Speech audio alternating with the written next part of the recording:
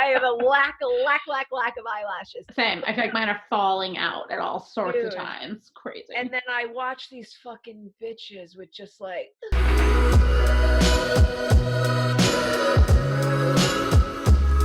right, my darling, my love. Hello. Welcome to our podcast stream. We're streaming live for you.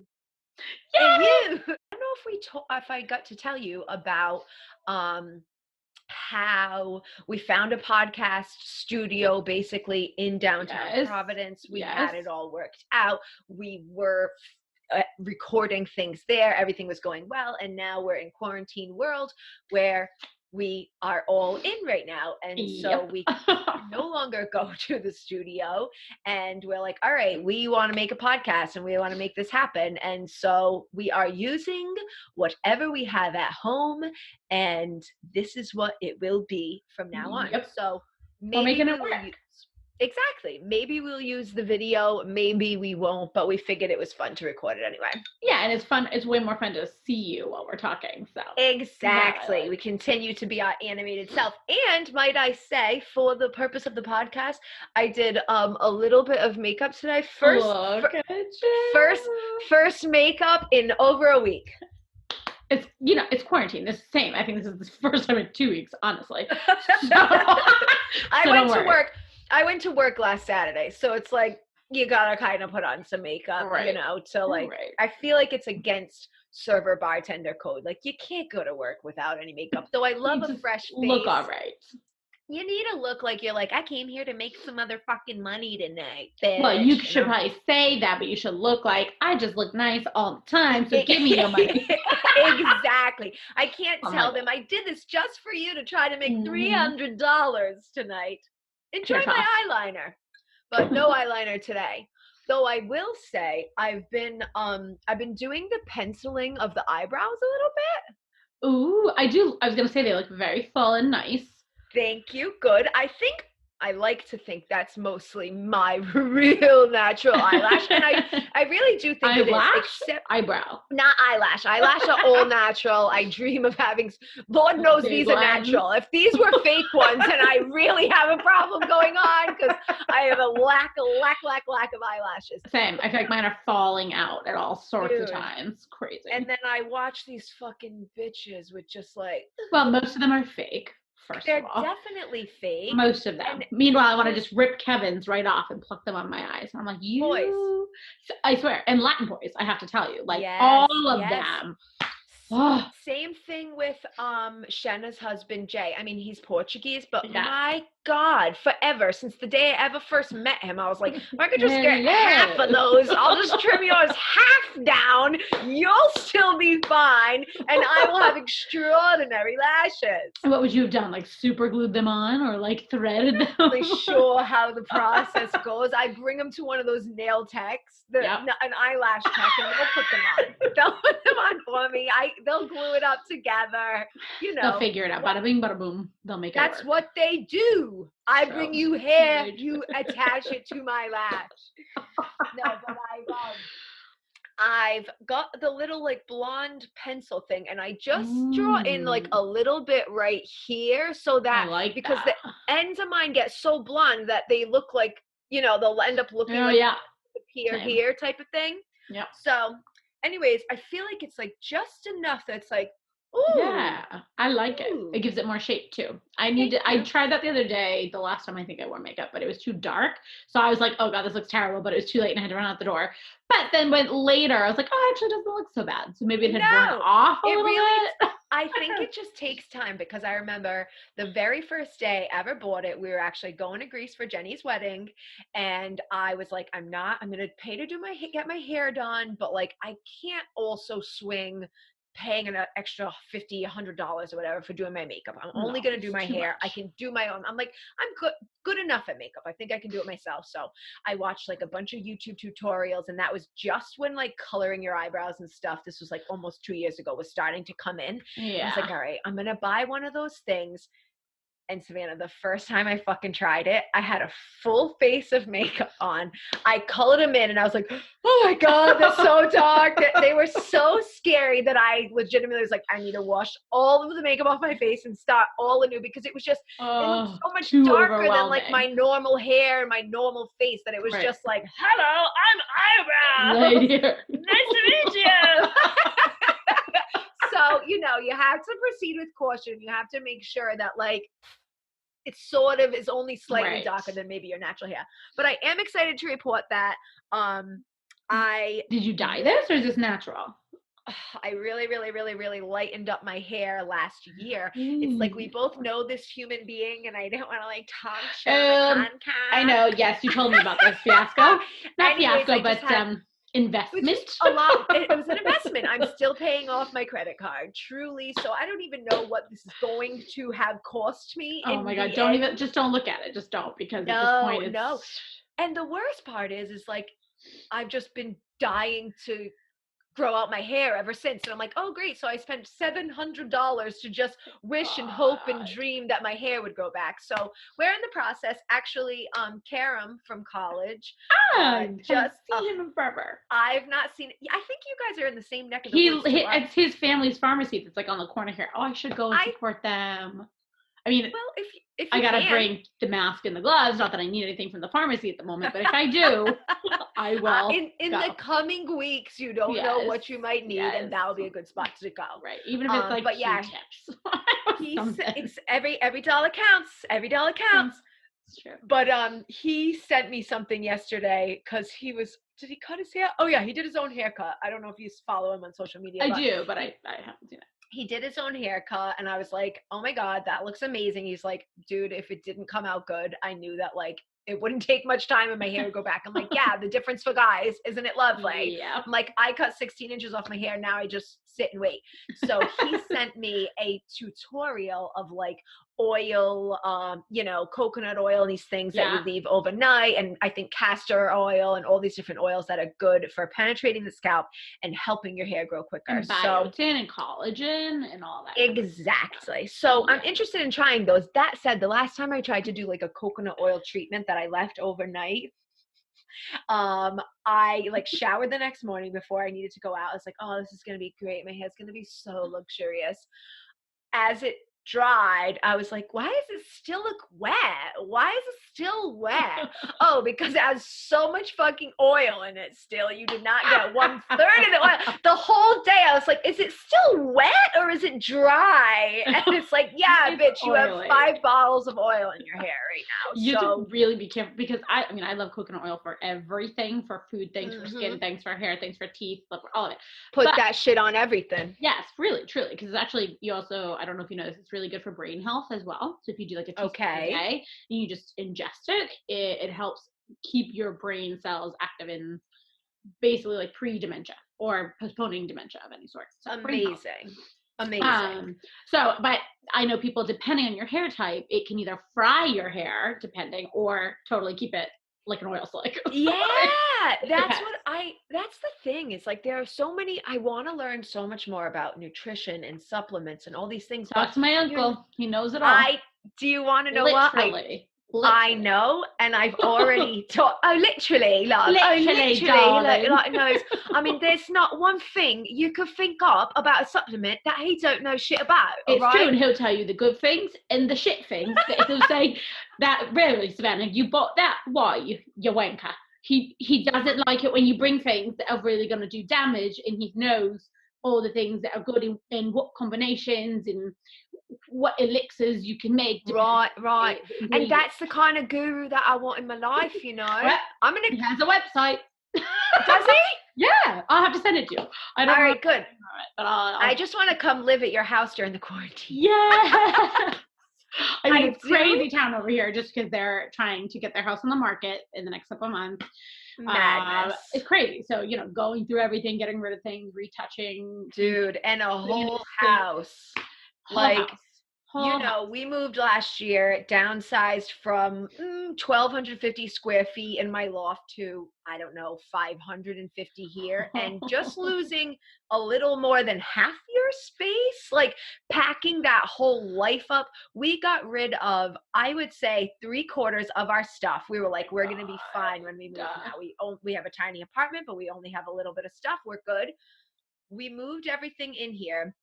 It was so full. There wasn't an option of unpacking. It was like, you can't unpack anything. The rooms are full. You can't walk in them. They're full to the brim. There was no room to unpack. So what we ended up, literally, we lived like that for like a week, just like trying to figure out like, what can we do? Where do we start? How can we? Tetris of like, you couldn't move. You couldn't move in any room. It was so stressful that I just was like crying even more. Like everybody knows that I love my loft. It was a beautiful apartment, and it was, but beyond all of those emotions was like, what the fuck do I even do in this new house? I physically can't move. So Kelly finally one day, he was like, you need to go like lay on the bed, which we had in the living room. He's like, go lay on the bed. It was in the house. I'm gonna do, well, that was a whole nother episode. My God, we couldn't fit our furniture. We ended up having to throw all of our furniture out basically in the middle of the night when we got here. This is a whole entire tale. But what we did have left, what had made it upstairs and fit in the tiny doorway that we had, he was like, I'm going to spend some time today in the kitchen, just like stacking up boxes so that you can at least have a walkway through the kitchen. And then maybe you can start to realize where things need to go away. And then basically we reached out to our landlords and we were like, listen, we got rid of more than half of our stuff to move here. We thought that was going to be sufficient. It's not. Is there like any chance we can have like one quadrant of the basement to put our stuff in? And they were really nice. And they were like, take as much space as you need down there. It's dry, but whatever you need. So because that's the thing is like, but that's still a pain in the ass to bring things down to a basement. Oh, after we had already moved them all up the stairs into this apartment. What floor are you on? So we're on the second floor. Okay, not terrible, but so it's still not great. Nope, no. And so it's only 2 floors to go back into the basement, which was a whole nother episode. But I mean, it was truly absurd moving in here. And moving sucks anyway, but with those types of complications on top of it, just makes it was so intense that, all right, so I'll give the brief rundown of our move. Fucking insanity. The day we were moving happened to fall the Monday morning after the Super Bowl, which is a Patriots Super Bowl, as most Super Bowls are. Not anymore. It's a really, really sensitive subject. We can't really touch base on that. I don't give a shit. It's fine. And I know it. I can tell by your laughter. Over there. Your enthusiasm for the fact that we're foiled now. Enthusiasm. It's just no. I'm not happy about it, but I'm taking this time in my life to move on to other things. Like for the past 10 years at least. I mean, 20 years since Tom Brady was a Patriot. But I was in high school and I sort of paid attention a little bit. And then I cared during like college and things. But I would say for the past real decade from like 20 to 30, 23 to 33, I stopped working in restaurants on Sundays over 10 years ago, and my life has been dedicated to football on Sundays. And don't ask me to do anything else. Like, I'll be busy. I have the Patriots. Are they on at 1, 4, or 7? I will have the Patriots today. Sorry, can't talk. And so it's a good opportunity for me to move forward, delve into passion projects, start a podcast, not be so tied up and have my emotions tied up in what's going on in Tom Brady and the Patriots world. So for that, I am thankful. I think that is wonderful, honestly. Exactly. Start a new chapter and not have I think what it is about is realizing what actually fucking has an effect on your actual life. Why do I allow the Patriots to have any effect on my emotional well-being? Thank you. I didn't have to say it. No, it just is the facts. And when you're not alone in that. You're not alone in that. So many people feel the same way. And live and die. Whoever their team is or player is. And I get it on a certain extent. And I think it's fine, again, to a certain extent. But when I see people feeling like their life is over, it's like, you know, this or you can't talk to your boyfriend or whoever it may be because it's like, oh, it's football Sunday and his team lost, and so let me tiptoe around him for the week. Right. It's like, do we? I mean, and you know me, you know how that I'm like, do we have a fucking clue about what's going on? Can I swear in this? In the real world. Am I allowed to swear in this podcast? Oh, have you heard me? I just, anyway, fucking cunt, bitch, whole slutty whore bag. Okay. So no PG. Perfect. No PG. We say what we want here. Excellent. I'll throw an explicit on the top and people will know. Love it. Always explicit. But yeah, no, I just think, I think sports are great. I think they're great to play. I think they're great to be a part of. I think it's awesome to have that camaraderie with teams and all that. But I do think there's a certain threshold of like, calm the fuck down, realize how privileged you are to be able to sit around and this is what you worry about day to day or week to week. Right. Get the fuck out of my face, because if there is too much that has gone on and goes on the daily around this world, probably down the street from a lot of people, that they don't realize because they let things like that affect their lives. And it's, you know, no fault of anybody's. I get it. It's pastime, passion. But I hope for humanity's sake that in 2020, at this point, with the technology that we have, with the resources that we have, use them for something better. Yes. But that's just me. Agreed. If you could take a fraction of the energy that you're putting into worrying, stressing, watching, blah, blah, blah, blah, blah of sports. Betting on. Oh, let's get Kelly on the perfect time. Oh, it'll be a perfect time to get Kelly in. It got bad this past fall during football season. I mean, not bad, honestly. I'll give him the benefit of the doubt and say he may be broke even though I think we're probably low. In the red a little bit. Well, it was pink, not the red. We moved back to Rhode Island, and he's like, wait, in Rhode Island, sports betting is legal? We can go to Twin River Casino? That's only 12 minutes from where we live? And so you can do live sports betting. Danger. Oh, it's full danger. It got to the point, like, half jokey, but like he was definitely hiding from me. Like he would sneak by the casino and he'd show me and I'd rag on him. But like he was definitely like, I'm gonna go and put $200 on the game. And then I finally was like, I feel like the amount of 200s we've made aren't matching the amount of 200s we're dropping. And we don't have that kind of money. So it's and that's something, you know, that's a slippery slope because it really is an addictive thing. And it is something that happens in both neurology and psychology that they cannot always control. It's that impulse control that just goes out the window. So I sympathize with that. I can understand that it's tough to break that, but the only way to really nip those things is to be super honest and super real with yourself about what am I doing? What am I trying to gain? Am I hurting myself? Am I hurting my loved ones? Like, you know. Talk to me next time you're going to make a decision, because I'm going to tell you we could have benefited from your $200 in lots of other ways, more so than throwing it out. Right, especially throwing it out when you're in a partnership. Like, exactly. Twin River Casino has many of thousands, maybe millions of dollars, and yet we can't fucking pay our Verizon bill. That's the problem. So you know, in any case. So I feel like we've jumped in here and we started blabbing, and I'm actually going to do an introduction later where I will pre-record something to tell the people about who you are and things.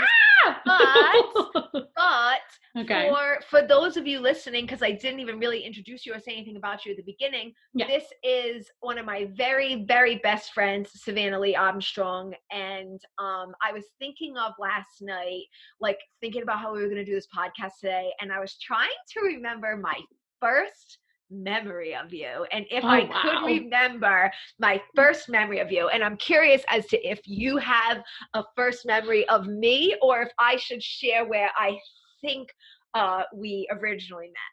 I think you should share it because you've had time to think about this. Well, when I bring it up, you may be able to add to it. Okay, or all I can say right off like the top of my head is I can see your long ass flowy hair. And I'm pretty sure you're in gray sweatpants, in your red sweatshirt. These sound like definite. in the cafeteria. And you were at Framingham State College, which is now university. And I think it was just your laugh. And I was like, who is that girl? But then I found out we lived, I think that could have been freshman year, but we didn't get to know each other till sophomore year, I think. Yes. So anyway, you tell me what you remember. Well, my thought was, I was like, where did I originally meet her? Because it just feels like you've been my friend all my life. And I'm like, well, of course we met at college, but I'm like, where did we meet at college? And I'm like, what year? And I was thinking back, and I lived in O'Connor freshman year. You lived in O'Connor, I think in one of the quads or the quints, right? Weren't you a quint girl? No, but I hung out sometimes with those girls. It was like Caitlin and Chantal and Amanda Smith. But I lived like down around the corner. I lived with Jessica Carr. On the second floor. Wait, was she from Fall River? No, she was from Worcester. Somewhere in Worcester. Burped. I heard it. It's fine. they all heard everybody. I mean, honestly, it is what it is. You get what you get. If you want to hang out with Tess Sullivan, I'm gonna be burping. I'm gonna be farting. At least it's only audio, maybe video, and you don't have to smell them. There's that. Whether it's video or audio. No, but you're not sitting with me. If you want to be my real friend, you want to sit with me, then you're going to have to deal with my boss. It wouldn't be the first time. You are like, really? Yes, you'll have to deal with that. Didn't we go to, I was going to say Mbop concert. Oh, we definitely did.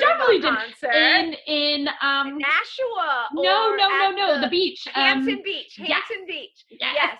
Hanson Beach Ballroom Casino. That's it. You, Mitch Dagg.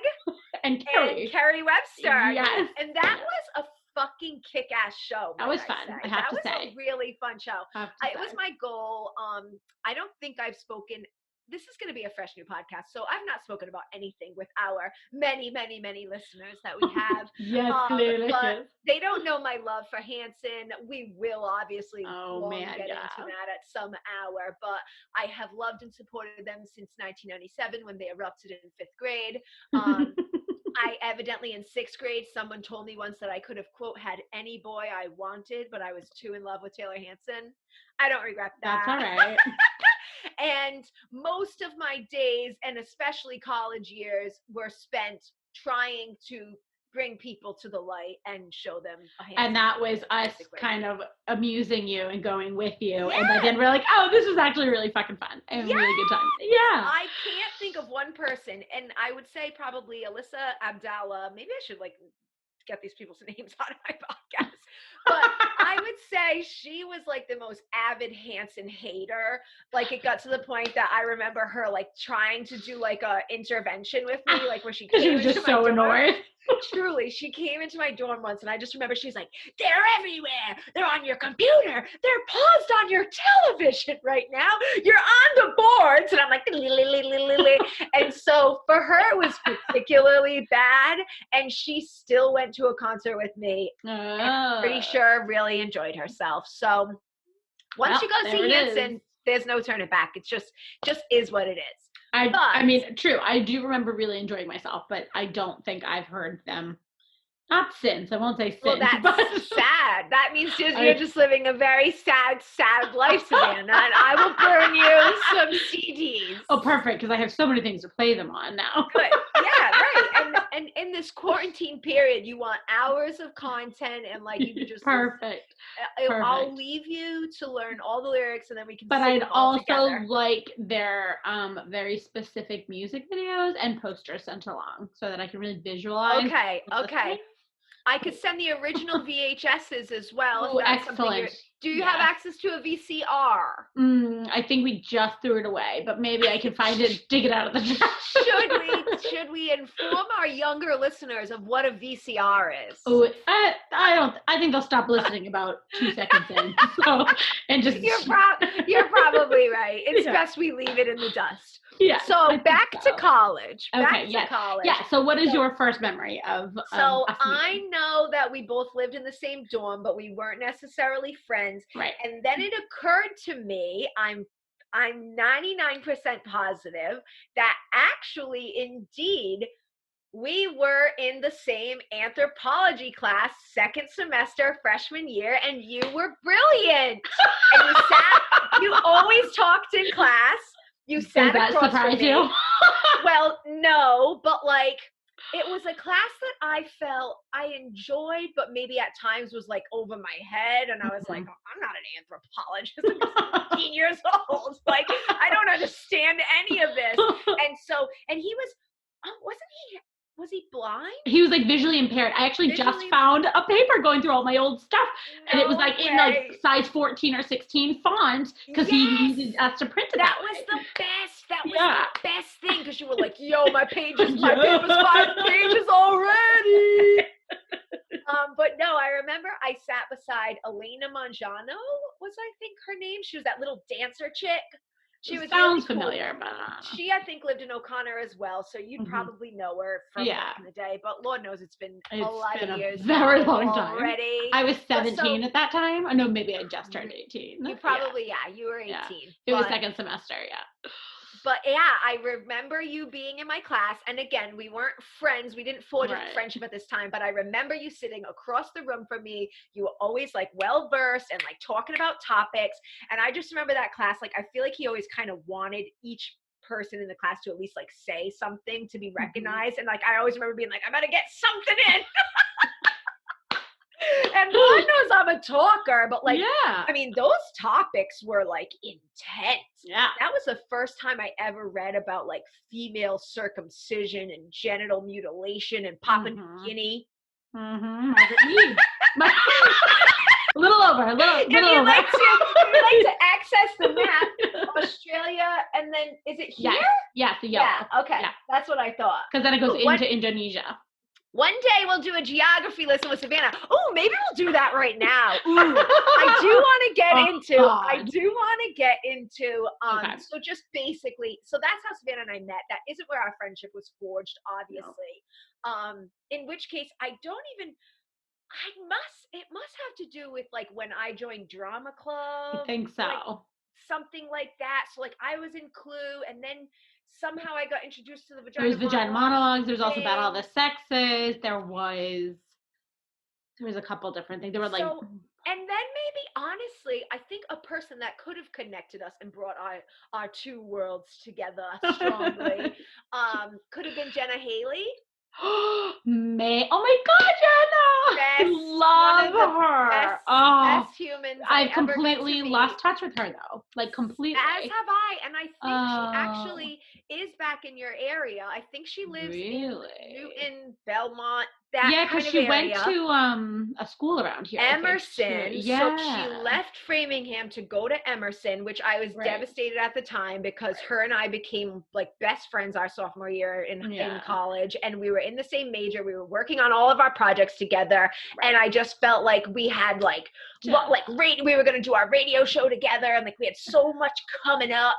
And then she that summer was like, I'm hesitant to tell you, but I'm going to transfer. And like Emerson's a fucking amazing school for communications and film and broadcasting, all the things that we wanted to do. So I understood why she did it, but I was devastated nonetheless. But when I went and had my hair done last year, Jess is still very good friends with Jenna. And she went on to tell me about how I followed her for a while, and I would see things, I guess on Facebook when I still went on Facebook. But I think she also isn't really active because I was friends with her there too. So yes, but like I know she moved to New York. She did a bunch of voiceover work, blah, blah, blah. Like she's been doing her thing, but I think she just got married and moved back to like the Belmont, something area. Gosh, we should reach out. Another amazing person. I would love to have dinner with all of us post-quarantine world, which we'll get into. But so I think she may have introduced us. And then like Sean Donahue as well. Like he was always my friend. Maybe. So maybe like our forces got brought together through there. But I would say it must have been solidified during, I don't know, a vagina monologue or two. Who knows? I think it was definitely sophomore year. Because were you when did you go to Northeastern to like visit Chad for his birthday and you like had a Kamikaze shot? Okay, so you came.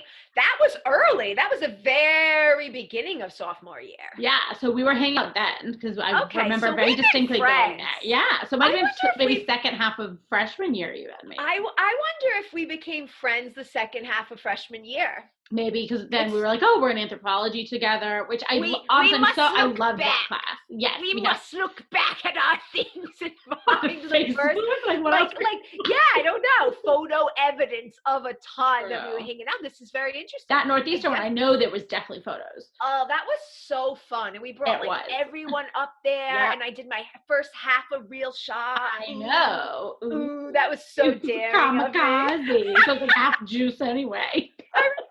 I used to make one of our really good high school friends who went to school with Chad, my high school college boyfriend. He would do real shots because everyone else actually drank in college, unlike me. And I would like shoot Mountain Dew and I'd be like, let's go shot for shot. And he would do it with me, but he would do like 5 and I'd be like, are you ready for another? And he's like, no, I'm drinking real alcohol right now. And I'd be like all bummed out, like, but we're doing shot for shot. He's like, yeah, you're drinking soda. You've had 5 little sugar rushes. Woo! Yeah, pretty ridiculous. Oh man, you know what that reminds me of? Don't even say it. Yes!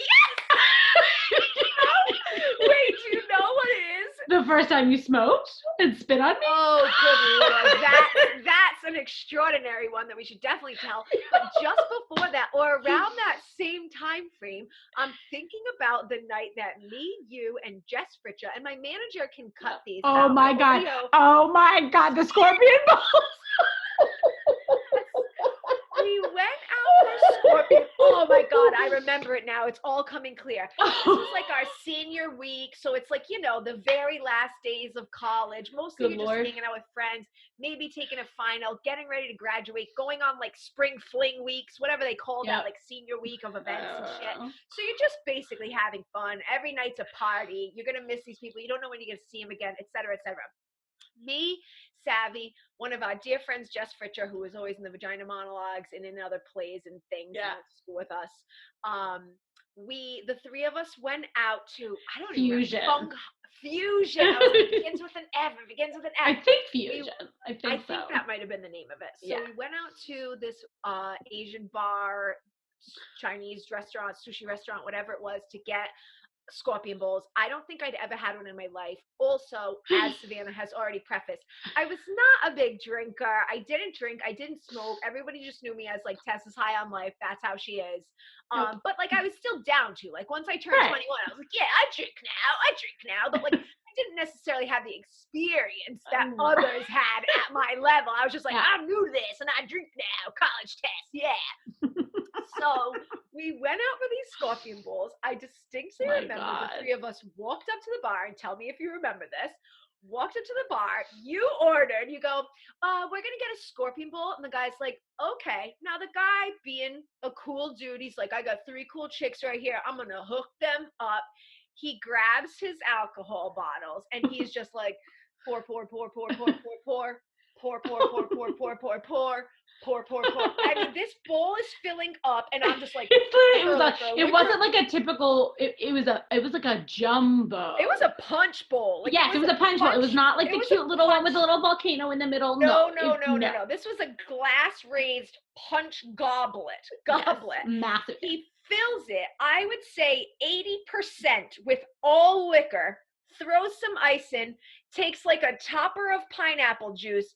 Now, I'm looking at this thing, and I'm like, holy fucking shit, that's more liquor than I've ever seen in my life. And the guy puts 3 straws in it, hands it to us, and Savannah goes, oh no, we're each getting one. And I remember the guy's fucking eyes, his face dropped, like he was just like, I can't rightfully serve what I just created for one person. One of you little girl, this is not happening. So I think at that point, me and Jess were like, well, we'll take that one. We're going to share this one. You get your own if that's what you want. And Savannah's like, yeah, I'm getting my own. And it was like, he just poured a bar full of liquor in this bowl, and she was prepared to drink it all by herself. Yes, I was. I totally would have at that point. 20-year-old Savannah? Oh, yeah. 21? No, I think it was 20. On another level. Yeah, I would die. Everyone's 21 in college. Everyone's Clearly. 21 when they're drinking, for sure. Yes, always, yes. So I remember us sitting at a booth, singing and such. There was a birthday. Oh, yes. I remember, I don't know if it was, I feel like we were asked to, but something tells me we were not asked to. I don't know if we were asked. We got up from our table, and then we like danced through those like glass things, and we sang happy birthday in like the private birthday room. Yeah, like an unsuspecting private VIP party. Oh my God. And I guess because all of us like acted and sang, we just thought that they would want us to be of course, singing. Why not? Yeah. Good Lord. Then also remember the vague memory of us finishing that round of Scorpion Bowls, ordering others, and then Alyssa came into the bar. Tell me if you remember this. Drunk already. I don't know. And but continue. yeah. Well, that's the whole thing. Was she got there, and I was like, "What are you doing here?" She's like, "What do you mean? You invited me 15 minutes ago. What has happened?" Like, to her, it was like, you were straight as an arrow. You just texted me 15, 20 minutes ago, invited me here. I show up. You seem like you're dead on a platter now.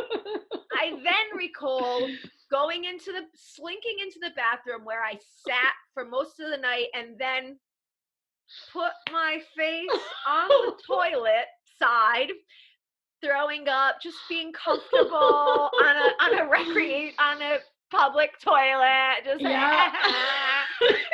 throwing up, blah blah blah. And then the real memory is of leaving the bar.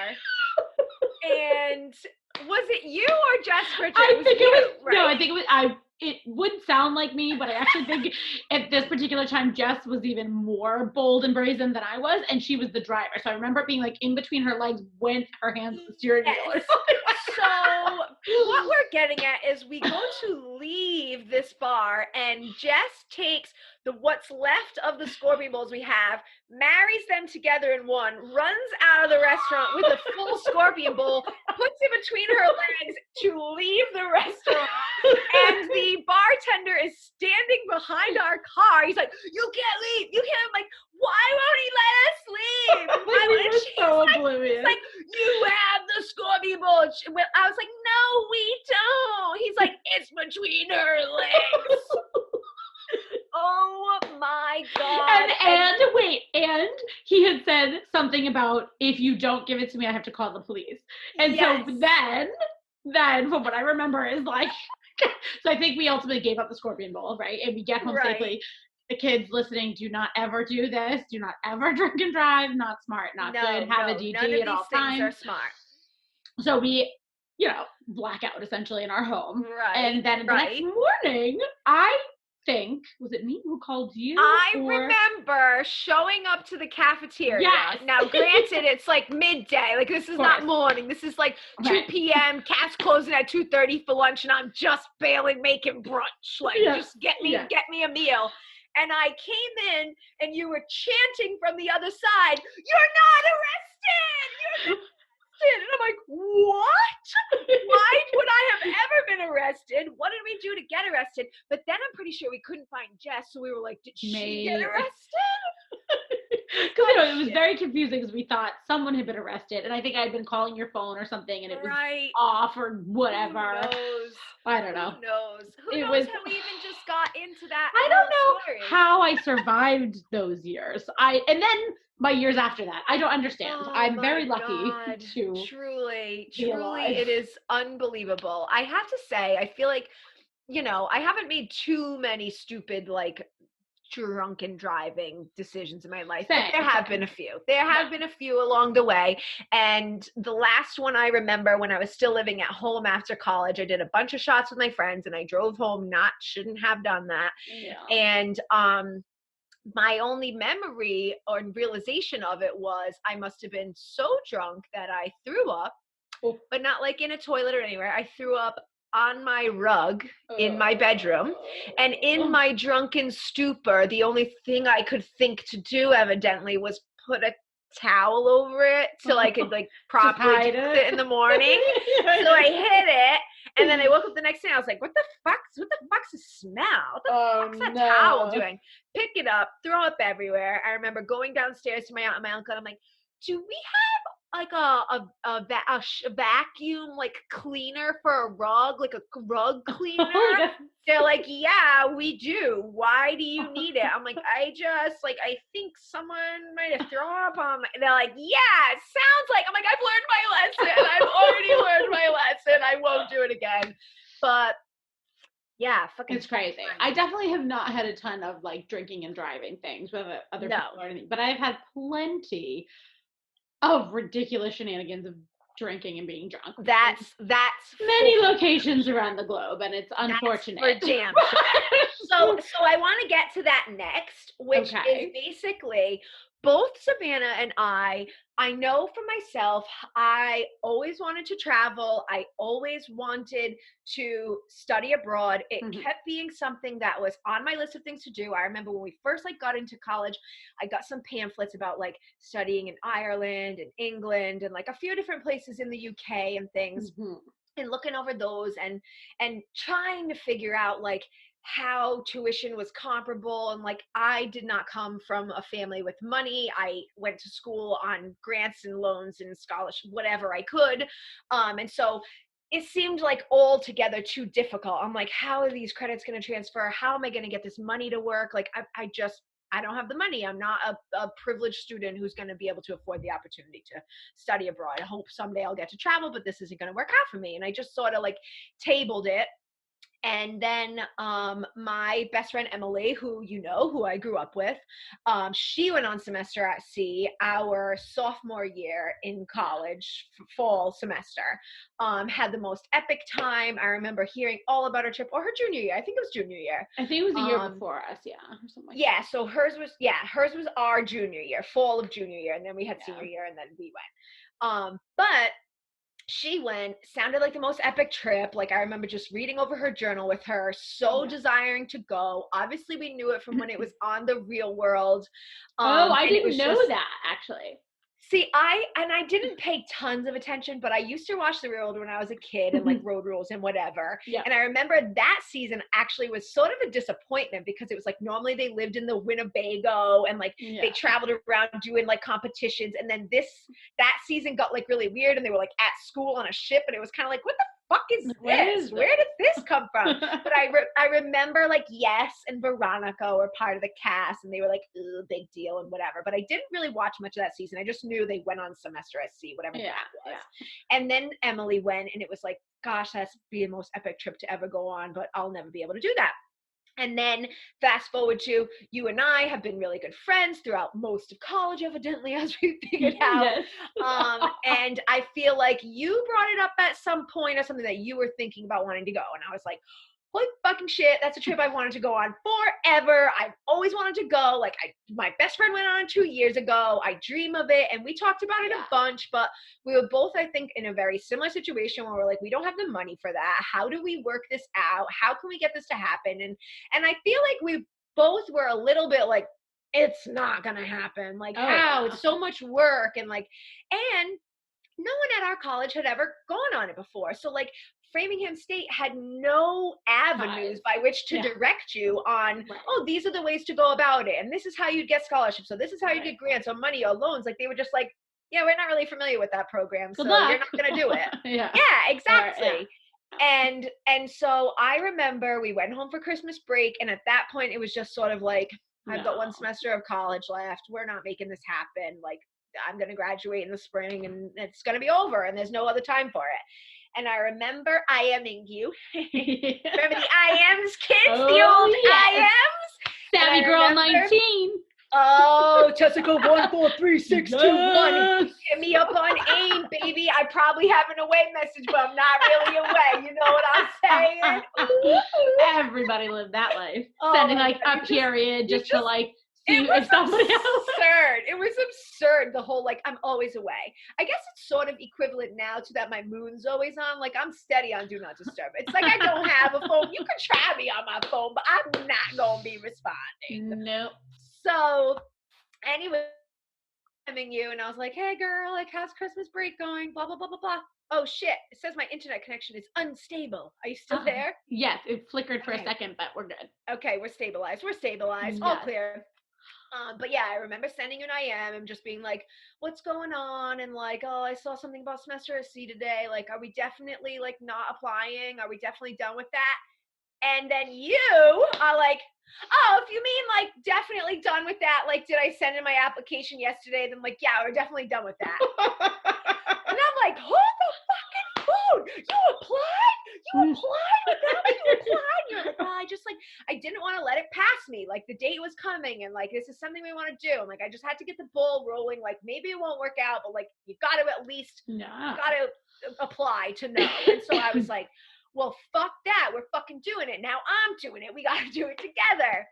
And so, of course, I did. And we both, like, sent our paperwork, waited, got accepted. And then even still, it's like we were accepted in, January, maybe February right. 2008. And we weren't going to go until the fall. But, like, those 8 months were, like, how the fuck are we going to figure out? Okay, and finish our classes and quote unquote walk the stage and graduate and do the whole thing and pay $1,000 because I remember you had to pay your deposit to like. And you had to have a credit card. I don't fucking have a credit card. I was like, dude, what? I had a credit card. Another credit card that took me about 10 years to pay off after doing that. But I did. I was like, I have to put it on the credit card because I don't have $1,000. Who has $1,000? Where am I going to get the other $30,000? I don't know. But I'm going to put the first $1,000 on this credit card to just show them that I'm serious, and then they will like figure out your financial package and stuff like that. And that was it. And then I feel like we got to work on like figuring it all out and going to meet with whoever you met with at school. I don't even remember. Me neither. I remember going a couple of times and like even they were like, we know nothing about this program, so you're telling me. Whatever you tell me is what you're telling me. And then I remember just distinctly every day leading up to the trip, truly, our voyage left Nassau, Bahamas, August 28th, 2008, right? Yep, exactly. It was probably the 22nd, the 23rd, and I still had no idea. I, at that point, had covered throughout grants and loans and financial aid and all that kind of stuff, my tuition, but I had not $1 for spending money. Like, I had worked for the summer, but like I had saved up $600 or something. Like I was like, it was known that like if you were going on semester at sea, you should be bringing between $6,000 and $10,000 for spending money. And it was like, where am I going to get an extra $6,000? So I remember the days leading up to it, I thought, I'm not going on this trip. Like, I can't go if I don't have spending money. Like, there's no point at that point. Like, yes, would it be amazing to go? But if I can't afford to get off the ship, go on an excursion, buy myself a dinner, how is this going to, there's so many things that you needed money for. It wasn't like, wasn't just getting on board. Right. It was different than college. You even internet, food on board, everything, sweatshirts, toothpaste, whatever. Every little thing. And so I remember all of that in the days leading up to it. I asked everybody who I knew and was close to and that I thought maybe would help me at all. My aunt and my uncle had just like remortgaged the house or something, and they were like, we can't sign any loans on behalf. We can't co-sign a loan. We have too many things already up in the air. My best friend Rachel's father, I was like, he knows that like I'm a good person, that like I do things right, like he'll co-sign for me. I reached out to them. Rachel laughed my face off right away. She was like, my dad won't co-sign a loan for me or my brother. It's never happening with you, so you can ask him. Of course, he's like, yeah, Tess, not happening. Good luck. And it was like I had expended all options at that point. And it was just like, I'm not going to go on this trip. I can't go on the trip. I'm broke.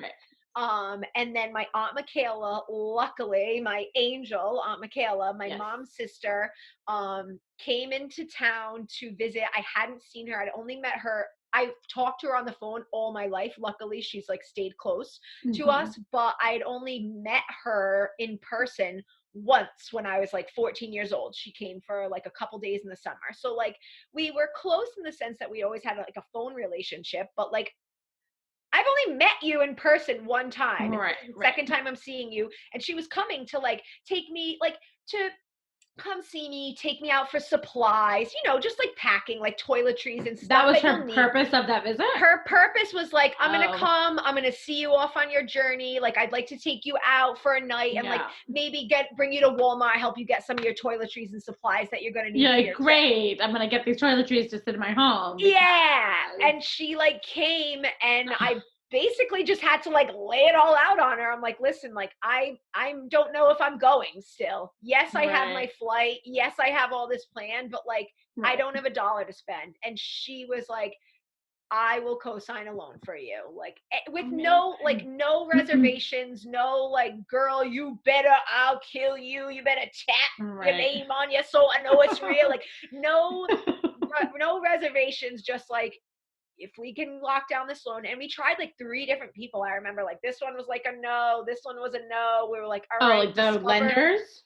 Yep. And then we were like, all right, Discover Student Loans. Like, let's see how this is going to go. And it was the first like public student loan, not like a federal student loan that I'd ever taken out. A private one.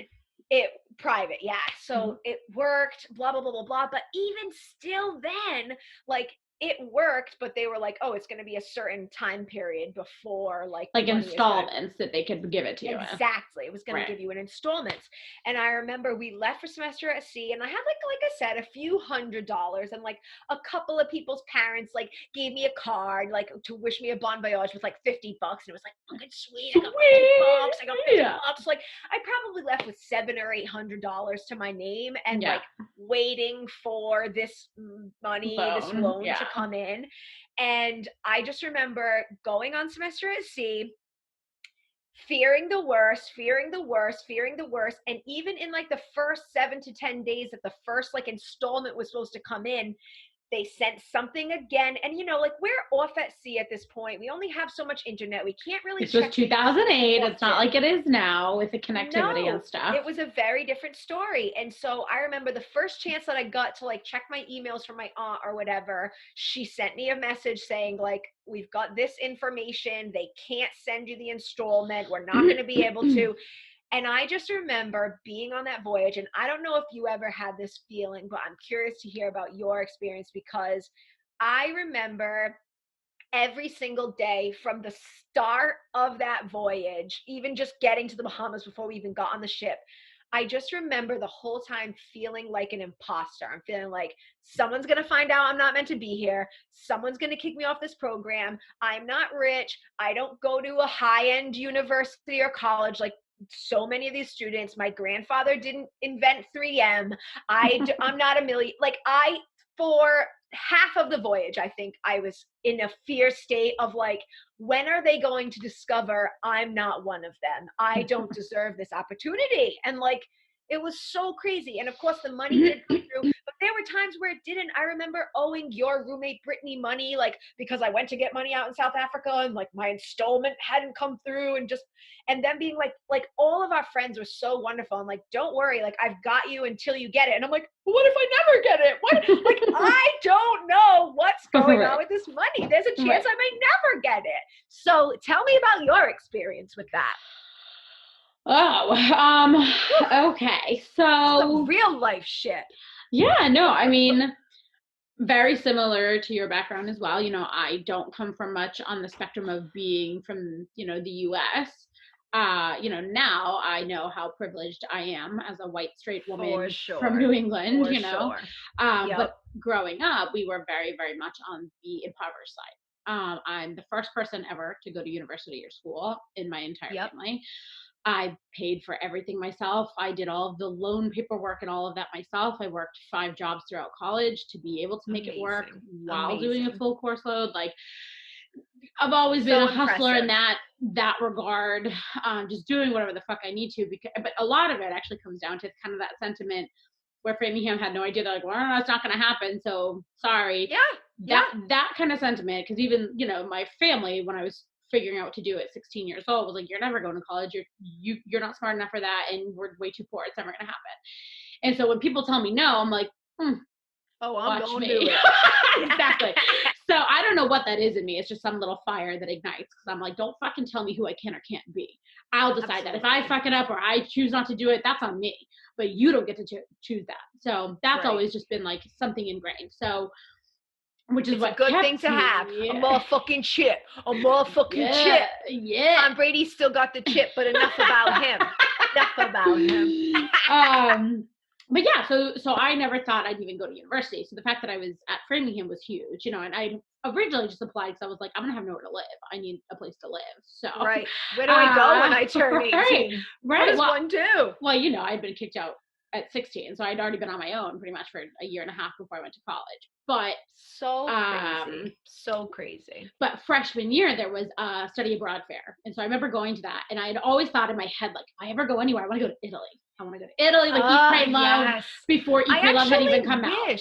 I wish one of my very good friends from high school, that was her same thing. Italy. She was so driven to Italy. She was like, I love Italy. I can't wait to learn the language. I can't wait to go there. I can't wait to study art.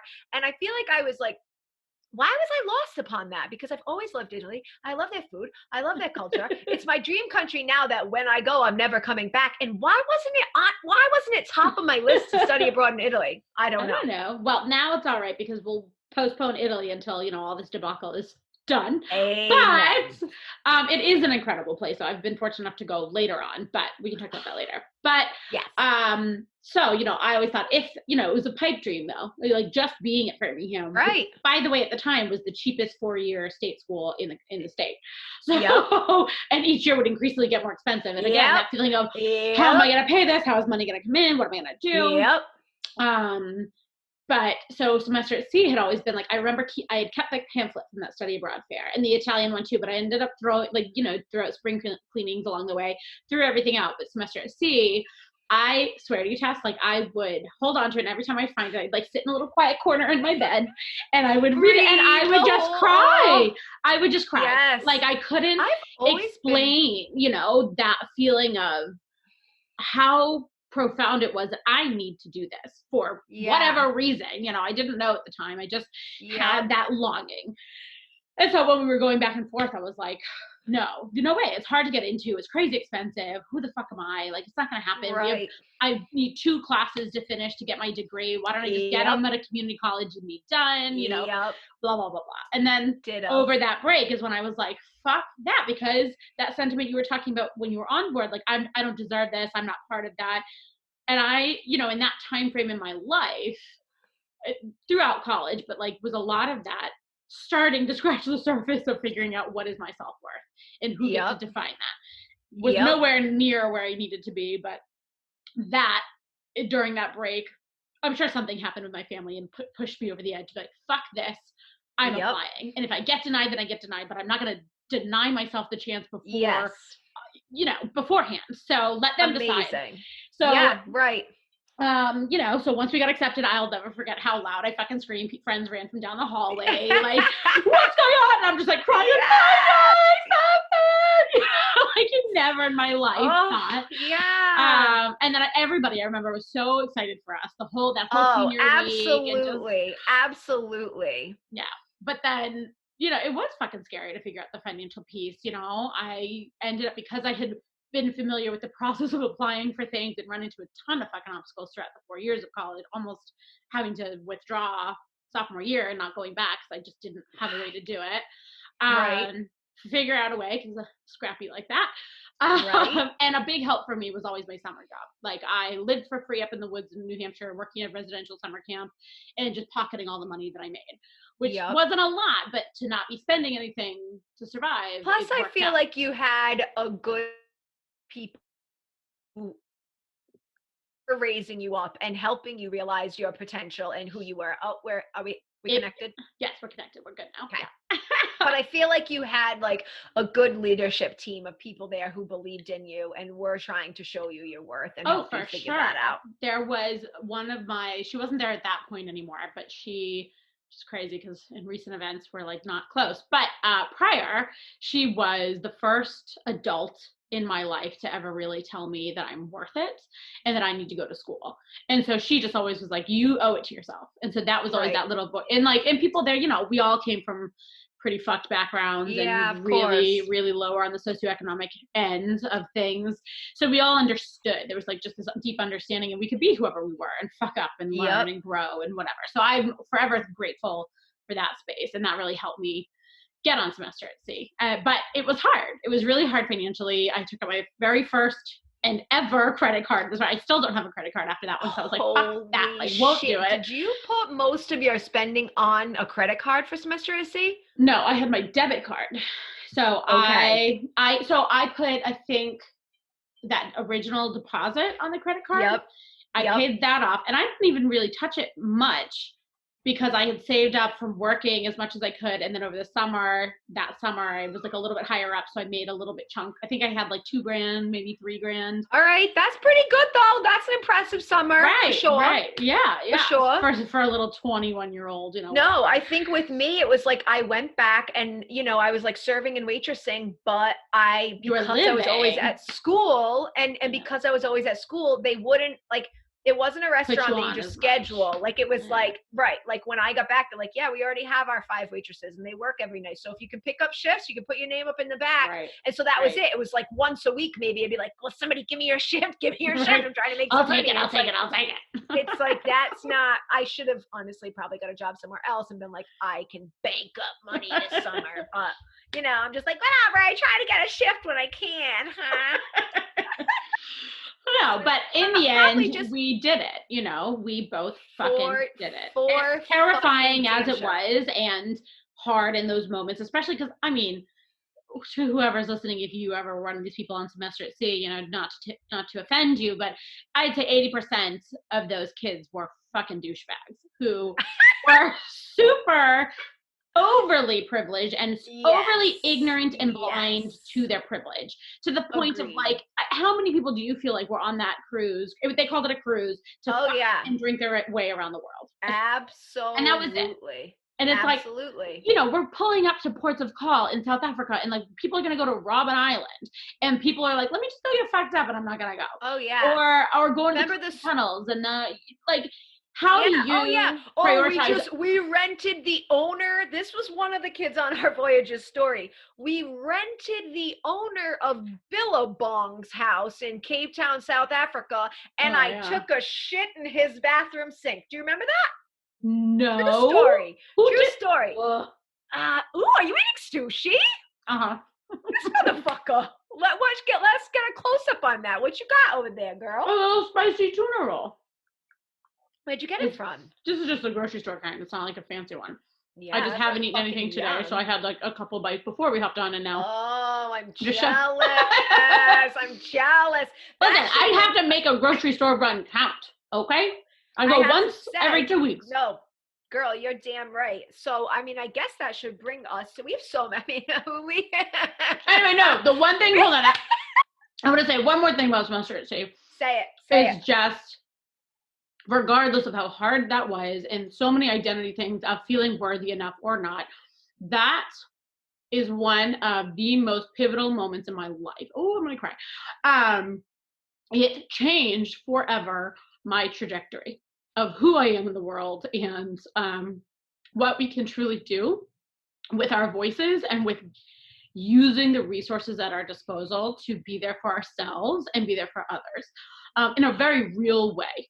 Even on a small micro level, but of course it inspired me a lot more to go on the macro levels too, you know, which is what inspired my master's degree and blah, blah, blah. But it's just, I'm forever appreciative for us being there together and the crew that we had, the women that we were friends with. Absolutely. We met the best people. We surrounded ourselves with the best people. It didn't matter who else was a fucking asshole because we just had the best crew of people to discover the world. And I feel like it had the same effect on me in the sense that I had been on just that summer, like when I turned 18, I was lucky enough to go on a cruise with my best high school friend, Jenny, and her family. So at that point I had like left the United States to go to the Bahamas once. Like that was it. I went on a cruise to the Bahamas. Beside that, I had not traveled. I had been on another cruise with her and friends our freshman year. We went to Mexico and things. So same. I'd only been to the Bahamas twice, I think. I had been to the Bahamas and Mexico, and that was it. I had never left the country outside of that. And to get on that ship, set forth, and like show up after 10 days at sea in Brazil, and to like be in a new country. I just remember like even like getting into China and being like, holy shit, China isn't just a place I've read about in my history book. Right. Like I feel like until you travel the world, you can't fully put into perspective that it exists, and like that we're all living, we're all doing the same thing in our own way, in our own place. And actually, to bring it full circle, it's sort of like what's going on with this COVID-19 right now. Like we're in quarantine, and what I mean is just that, like, I feel like whenever there is something detrimental, whether it's like a terrorist or attack, a bombing, an earthquake, it's usually either just that city or just that country who's going through it. Like, oh, just, wow, America's really been affected by 9/11. And that's the hugest thing, obviously. But then a Boston bombing, et cetera, et cetera. There's been places, Paris bombing, like different things that have gone on. Whereas this is like, everyone, we're all going through it. And it just like, I don't know, it was the first time that you realize what a small place the world, even though it's such a big place, it's like that we're all just trying to like live and do the best we can. And like, this place exists. It's not just a place I read about in a book all my life. And and again, like you said, to realize the privilege that we do have and we have had in this world, despite whatever upbringings we may have had and the disadvantages we face, they are hardly comparable to what people are facing in other parts of the world. I'll never forget the impact. So everywhere, every protocol had something different, but India was the first real like punch in my stomach of waking me up, to realize I don't know what poverty is. No. I understand. I knew growing up what relative poverty is, relatively to the US, relatively to, I was living in Bedford, Massachusetts and Newton, Massachusetts, which are actually pretty friggin' rich towns. Yeah, but I was always the poorest in that town, Right. And, we definitely struggled, but it's nothing. It is nothing compared to what so many, the majority of the world, quite honestly, lives with day in and day out.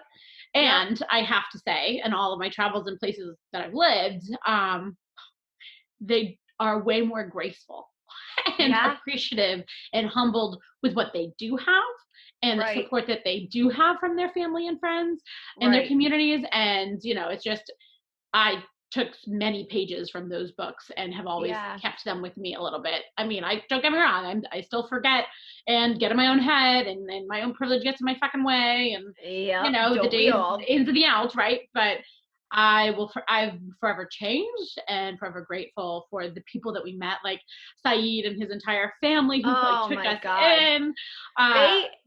They entirely changed. I remember our first day in India.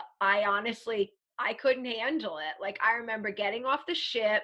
I remember there being so much dirt in the air before we'd even like walked the gangway and gotten off the ship that you could go like this and lick off like layers of dirt on your skin.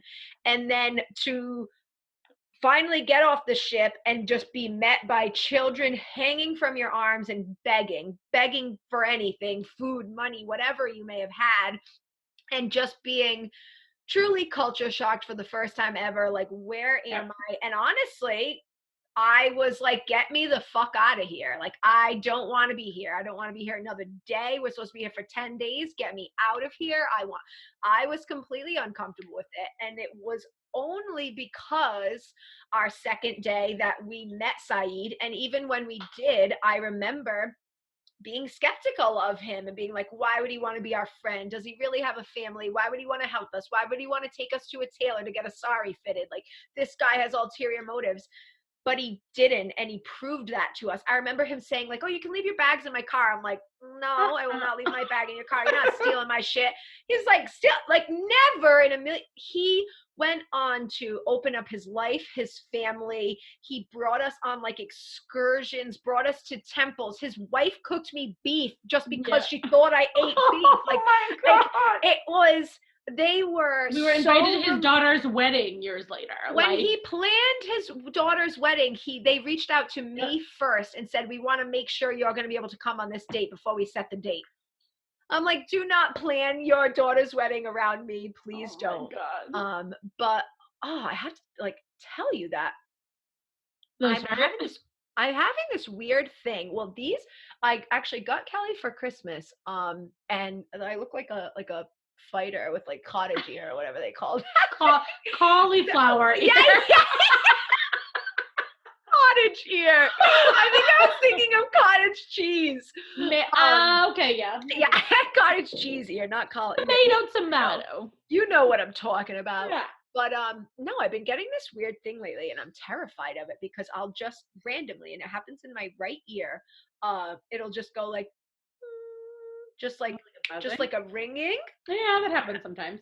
Well, at least to me too. I don't know. I don't know. Maybe it's because I'm all like hooked up and stuff. But maybe. I'm like, is my hearing just like gonna go one of these days? Just like it's gonna go like, and then I no longer have hearing. Not. Let us pray. How will I do a podcast? How will I do a podcast? Sometime. But anyway, yeah, exactly. That's what I'm gonna have to do. But no, India was mind-blowing, quite and staggering because of every sense is standing on its like very end. There are so many smells, there's so many sounds, there's so many textures. You're sweating. It's the hottest heat I've ever felt in my life. Oh, the smells. Oh, the sweat smells. Yeah. Oh my God. I really though, I developed such a deep love for India at that point, and I couldn't wait to go back, and it was on my list for so long. Yeah. And I was and you made it back, which is amazing. I have not yet. So. And it was crazy because to just sort of, I guess, bring it around to people who maybe even think, oh, well, she's more privileged than me, or she's done this, or whatever it may be.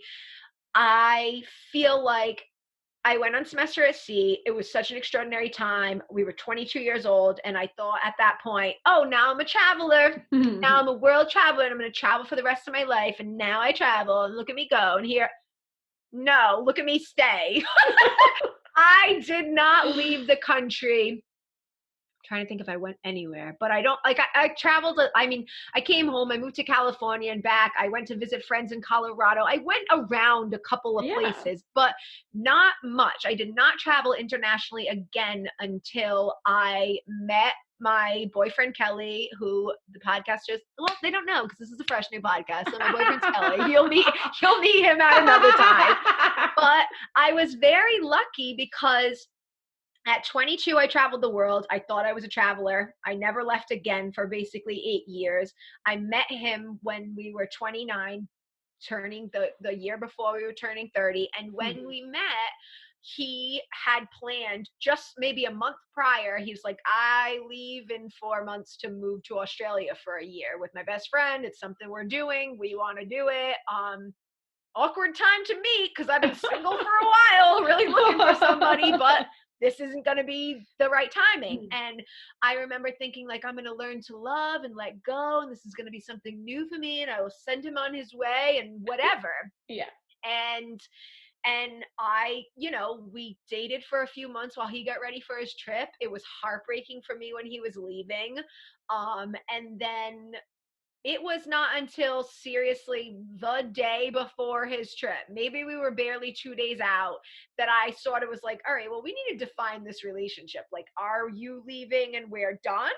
I'm free to go around and do what I want? Or like, are we leaving and we're staying together? Like, what's going on here now? Because like at that point we had built a relationship. All valid questions and very important. Right. And so I was like, where do we go from here? Like, should I be like, ooh, getting down with other people? And he's like, no, like, my girlfriend. I'm like, well, then how are we've not had a discussion about this, and you leave in 2 days. So what are the ground rules? Exactly. And he was like, no, like, let's do it.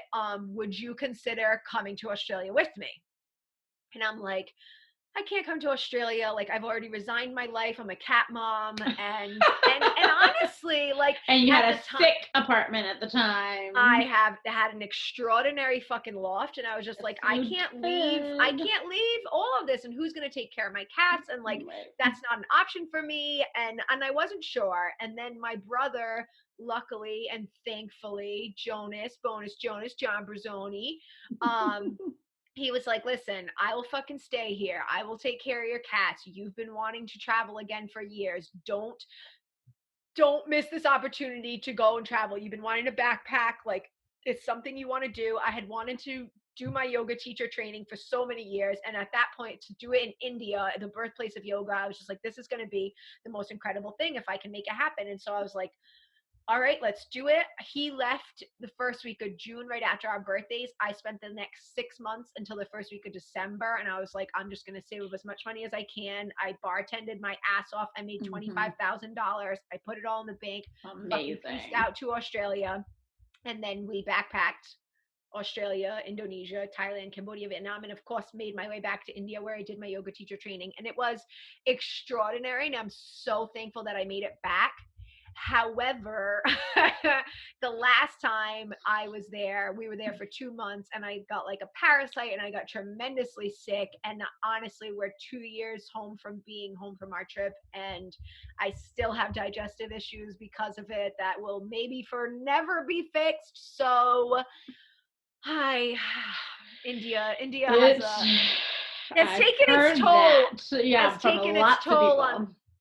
It's messed up because like I saw a GI specialist for months after that, and he was just sort of like, okay, well, maybe eventually you'll get normal again. And it's like, oh, are you doing like lots of probiotics and stuff, or are you? No, I need to. What I'm you should really talk to Barry, and he can help you get on something to help. Do you know what's funny is from the last time I saw them, which was a while ago now. I'm trying to think of when you were home that I would have seen. It was when you guys introduced me to Schitt's Creek originally. Okay, so that was maybe like 2 years ago? Yeah, maybe 2 years ago now. I came over and hung out with you guys, and they actually did give me a recommendation, and no word of a lie, it was on my fridge in Lowell, and it's on my fridge now. I moved it here with me. Have you done it? When I have money, I'm going to take this free and probiotic supplement. So, friends, listeners, like, support our podcast, and then you girls can have money one day. She gonna get her digestive issues fixed. She gonna get a haircut. She gonna be looking good. I might get some fresh makeup, hun. Ooh, hun. Don't even know about that. Who knows what could come of it? No, but you could even start with something like probiotics from Trader Joe's that are like $7. Right. Not, something like that. There's even cheaper ones, I think. So I just want to learn. And honestly, I thought about like maybe one day your uncle wouldn't mind sitting down for the podcast with us, both of us. He'd probably love that. He could share with the world, because honestly, I've told Kelly about him as well. I've told him all about your aunt and uncle because I just love them. They've always been welcoming to me, and I just think they're the best. And and I was telling him about your uncle recently, about like his like movement medicine things that he does, and like and just like that he's very well versed on, for one, like I feel like they are people who have worked very hard to have enough money to be able to afford the things in life that will do you better, and he also has like a wealth of knowledge about the things and products and supplements and things you should be taking. So he's done so much studying, and he has different certificates now that he's done over the past couple of years to get official, but even prior to that though, he is just a wealth of knowledge, a fountain. Can he write a book? Well, he's starting at least with his website and doing, his trainings and things like that, and his clientele. But I think he should at some point, May I ask if you happen to know the answer to this? We'll give it to the viewers and the listeners here. Does he have any, those ritual vitamins for women, those new ones that they've been like pushing everywhere? That's like a brand?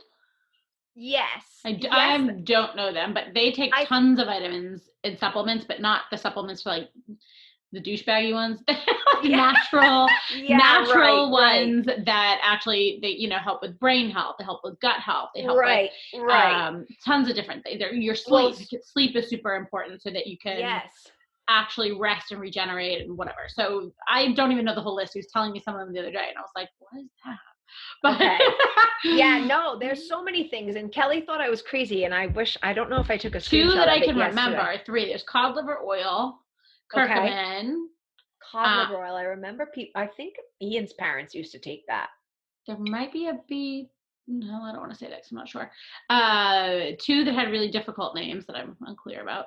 Okay. Well, you're going to have to get like a list for us at some point that we can send along to the listeners. But no, yesterday, like Kelly thinks I'm crazy and I am crazy and I drive myself crazy. But I was looking at this little list that said something about like, you know, if you lack potassium, it can result in these things. If you lack magnesium, it can result in these symptoms. If you lack zinc, it can result in these. Yeah. And no joke, I'm reading over this thing, right? I lack everything. I'm dead serious. I go, all right. First things first, I need more potassium. I need more potassium in my diet. And then I start reading, I'm like, I need more zinc. I need more selenium.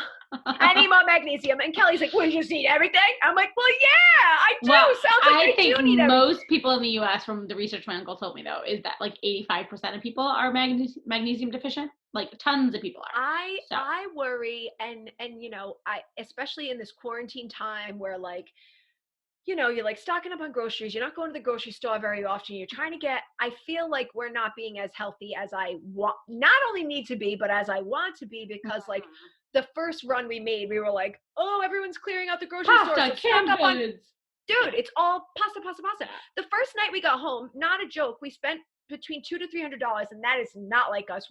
We're people who go to the grocery store every day usually and spend $30 pick the like things a day. Up that you need, Exactly. Pick up a little bit for dinner, maybe like 2 days out. That'll be it. We'll spend $40. We'll be like, all right, we've got dinner for tonight and tomorrow, and then we go to work all week, and then whatever. We're not worried about it. Right. So when we dropped $200, it was like, we were like, we're going to survive a month.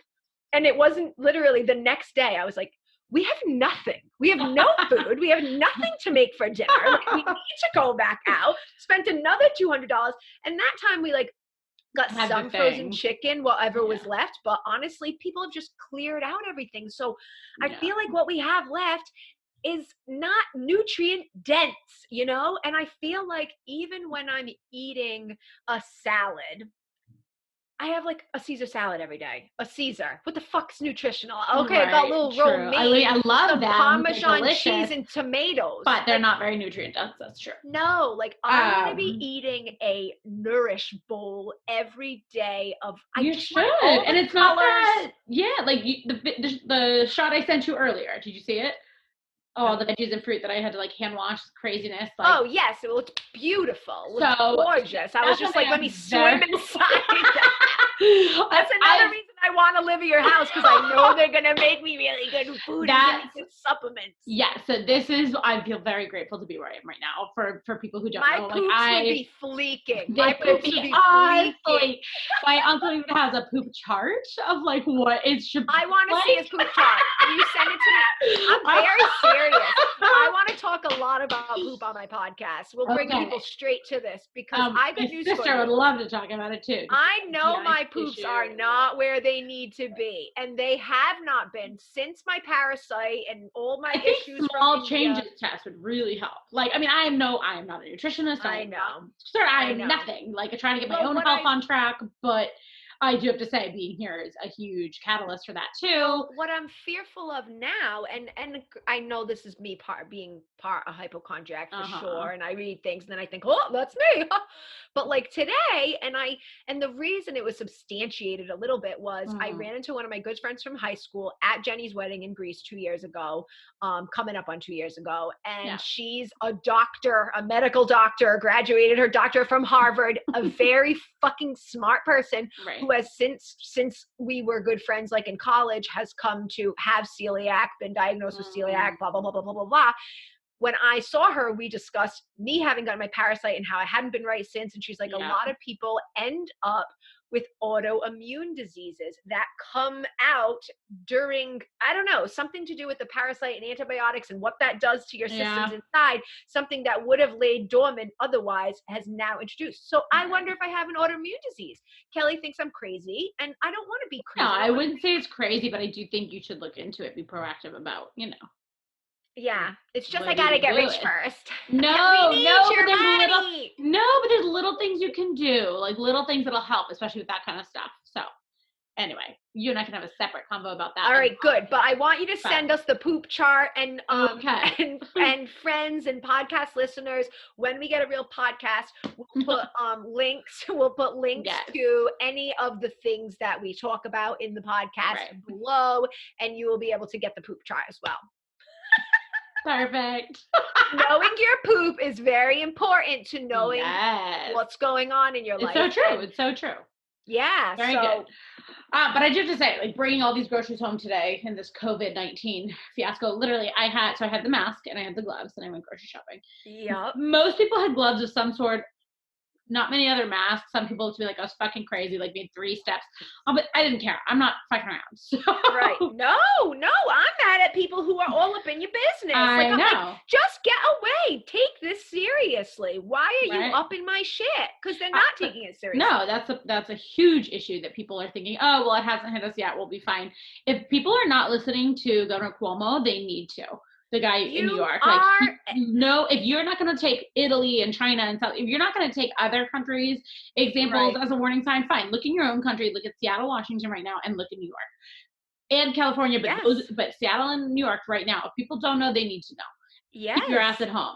Quédate en casa. Stay your ass at home. But I literally so first I thought, let me be good and bring cloth bags. So one time I finally remembered to bring cloth bags. They tell me, you have to bag your own groceries. I know. So I was like, all right, not a problem. But I had bought literally, I went shopping for all of us today. So it was like everything under the sun. Whole kit and caboodle, right? So I was like, okay. So here I'm like now getting hot because I'm rushing and whatever. I have this mask on and I'm like, gloves. You're steaming in your mask. Yes, seriously, you're just breathing hot air. Yes.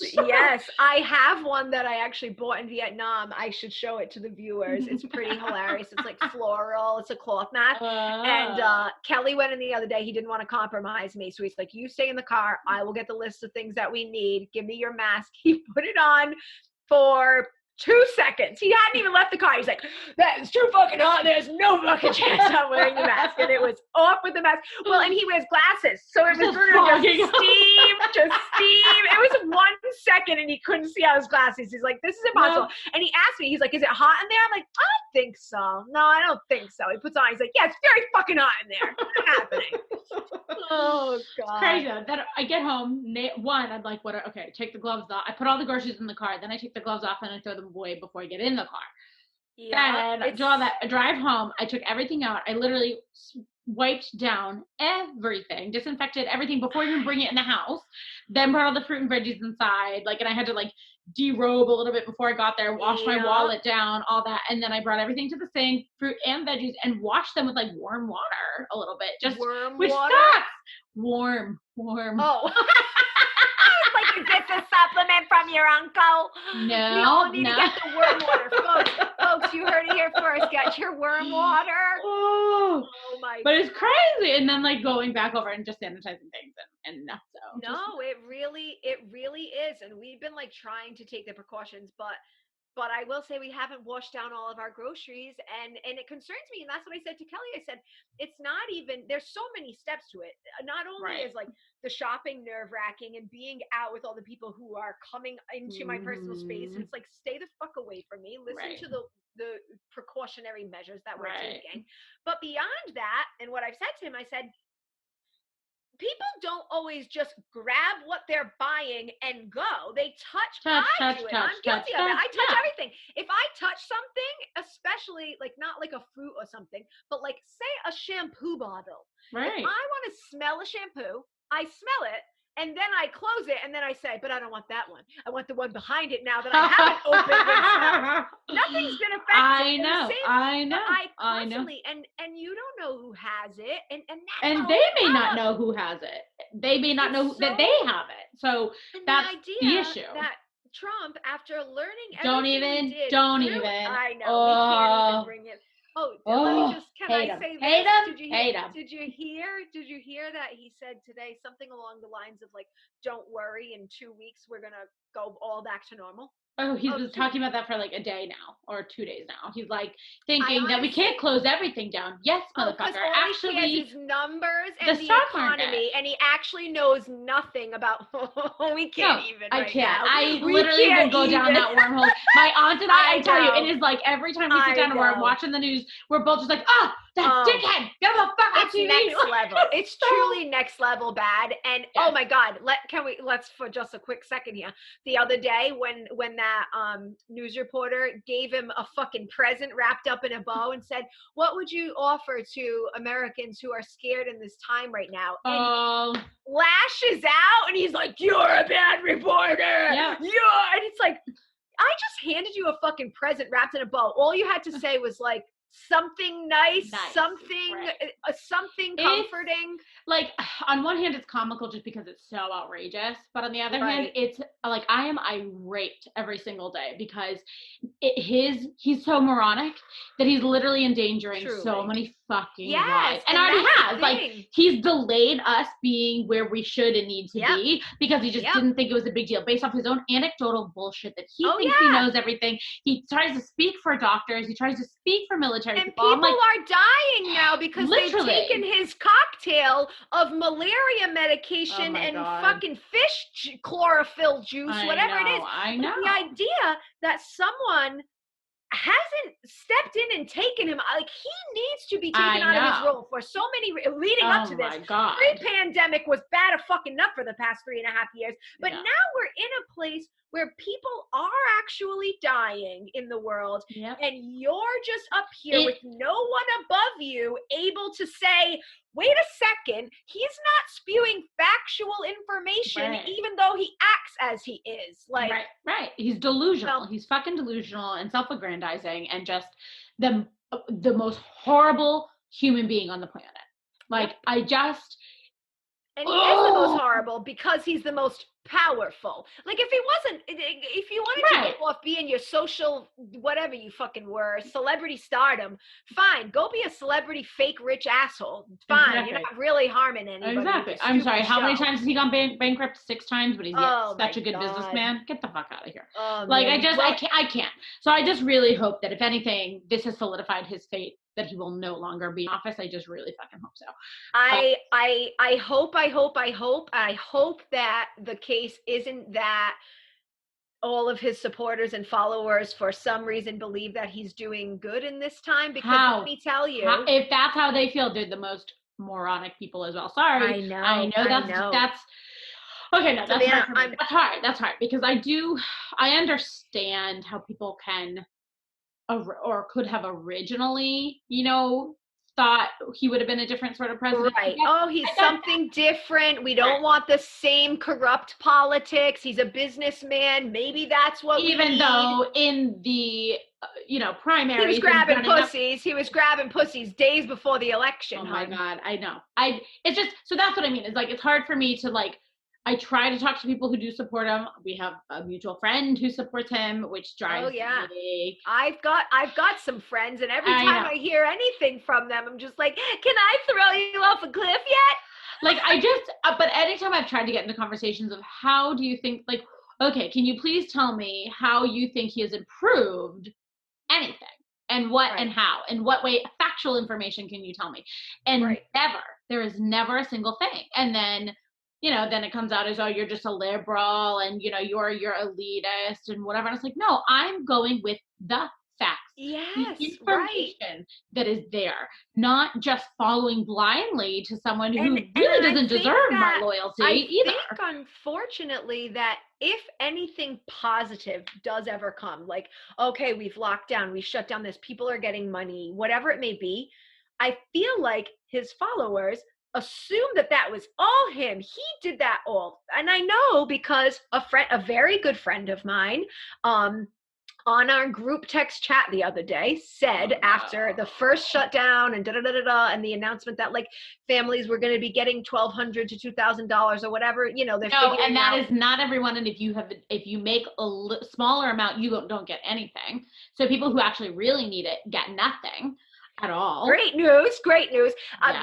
I must preface this with, by the way, that about 3 days ago, I stopped watching like I just was like, it's too much. It's too much, and it's very overwhelming, and it's So I've not been watching the past couple of days. This is what the issue is, though. Not just that, but people who are his supporters don't actually research what it is that they're saying, and they contradict themselves, and they don't actually do the legwork to figure out what's true and what's not.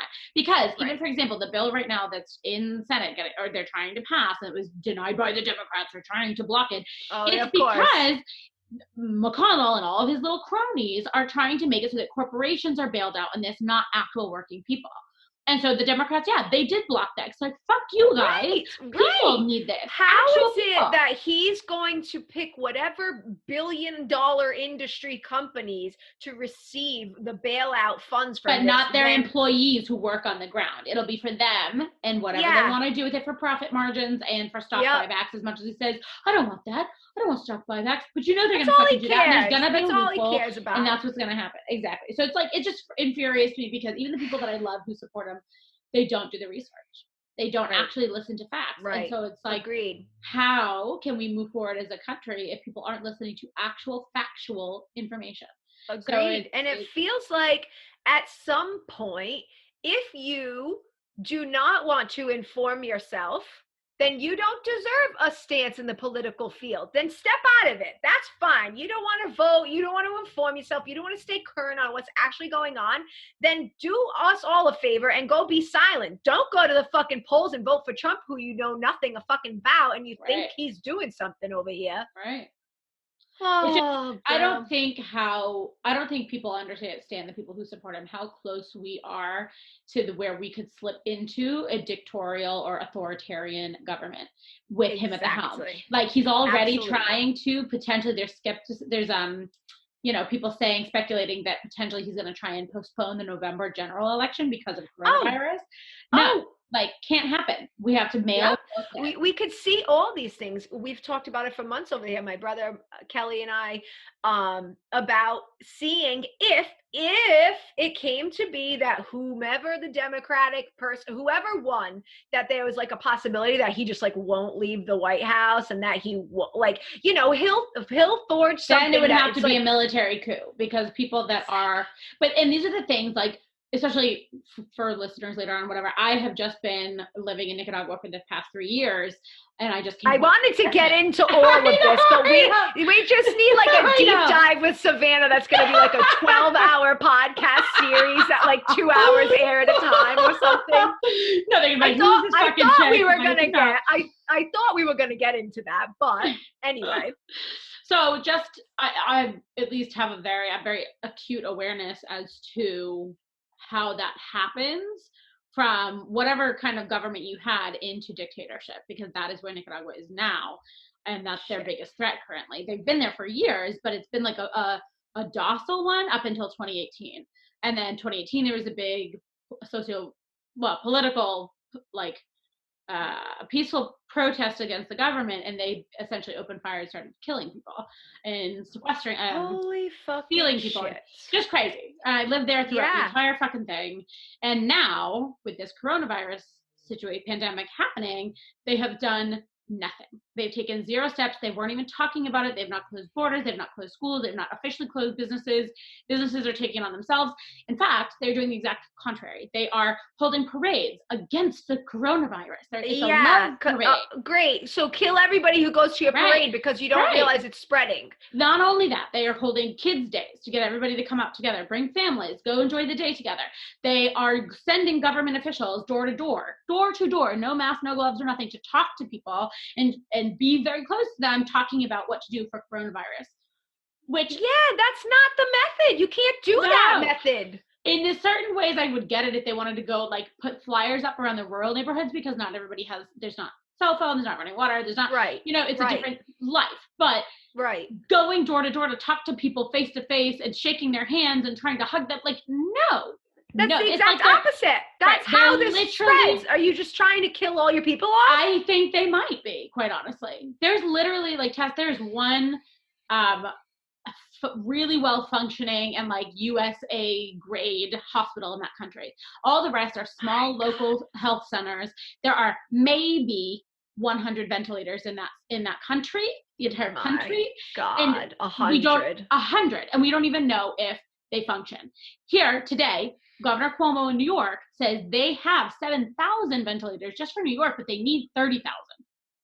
Right. So 100 for an entire fucking country that is already the most impoverished in Central America. I'm terrified. My boyfriend lives down there. His family lives there. My entire staff, my students. It's terrifying. And so then when I talk about Trump and this, you want to call it administration, whatever it is. Yeah, right. People, this is what I mean. I feel like people do not understand. They take for granted our democracy, and they don't understand how fragile it is if they continue on that road. And we could end up with someone like Daniel Ortega in Nicaragua, who claims to do things for the best of the people, who says he gets all these things done and puts on a good front and doesn't.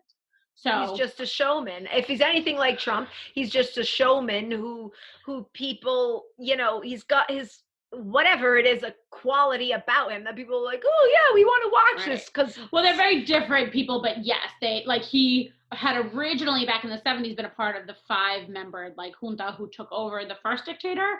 But along the way, over the years, he just became more power hungry. And as he got elected back into office, like years and years later, since then has become exactly what he was supposed to be fighting against. Exactly. And now there's no term limits, essentially, or they've limited them. There's his that's wife. The worst. His wife is the vice president because he found a loophole. Yeah, lovely. That's great. So that'll just keep on going on forever. Yeah, come on. I can see Trump trying to get any one of his imbecile children as a VP. Oh yeah, I can only imagine. I remember hearing so Kelly's sister is married to great guy. His name's Fungi. He's from Zimbabwe originally, and they had a very similar situation going on in Zimbabwe. Right? I think his last name. Yes, I think that is his name, and it was something very similar. Corrupt. No terms. He's just been the president or the dictator or whatever he's called for all of his life, and just. It's wild. And that's the scary thing, is that Trump has already done so many things to lead us back in a backwards direction that people many fucking things. Get rid of the pandemic team. Just pretend that global warming doesn't exist, et cetera, et cetera. We've already moved very backwards on the scale of progression and getting things into a better world. We are absolutely regressing, and to have 4 more years of it, who knows where we could end up. I'll have to become Laura Croft, and that'll be that. Dude, I'll go back to Cambodia with you. Yes, we can do that too. Oh no. We'll just run through temples and tombs all day. That'll be fun. Yes, exactly. Oh my God. But no, we're living in crazy times, people, and just what we ask is educate yourself, get educated. If you think you know about Trump, or just read into issues and read news, not Breitbart, not those entirely biased. Find the most neutral plane you can. MSNBC, CNN is all right. BBC. Listen to those. And I mean, these might be a little, on the left-wing side, but John Oliver, Last Week Tonight with John Oliver, I feel is really informative about topics that you need to be informed about, and hopefully he's hilarious. He's hilarious. And Colbert, I don't think all of them, but they are more, as much as I love them, and I definitely am aligned with them, it is more skewed towards our mindset and our... For sure. And I get that. But it's take a healthy dose in. If you take taken a bunch from this side, take a little from this side, and realize that we need to be somewhere in the middle. I try to bring myself, occasionally I do put on Fox just so I know what's being said on the other side. Even though I cringe. Oh, ditto. But it's important. It's important to hear what they're hearing, you know? That's all you got to do is really educate yourself at the end of the day, and then you can make informed decisions. Exactly. So in any case, I have to pee like a racehorse. I don't know about you, but I drank this full mug of tea and basically my full water over there. So, hydration, which is very good, especially in these quarantine times. It's good to stay hydrated. Right. And while I was dehydrating with my black tea, I'm rehydrating with my water. So I should be somewhere around here right now. But I'll sail on to full water for the rest of the day. So I'll be okay. There you go. But no, for real, this was awesome. And I would love to have you come and do this with me a million more times while we're in this strange quarantine world that we don't have other things to really do anyway. So like, who knows? We could do something fun. We could do like, I don't even know. The possibilities are endless. I keep seeing people do like Instagram lives, little like baking tutorials and stuff. Like, I've been thinking about doing little things like that for my students to send out. Just keep them a little bit, you know. Yes, absolutely. It's great that we can still come together and see each other's faces even when we need to be separated. We are very lucky that way. Absolutely. And that's what we need to like remember, the positive and the good things that connect us in this world. And like, there's a lot of shit going on, but like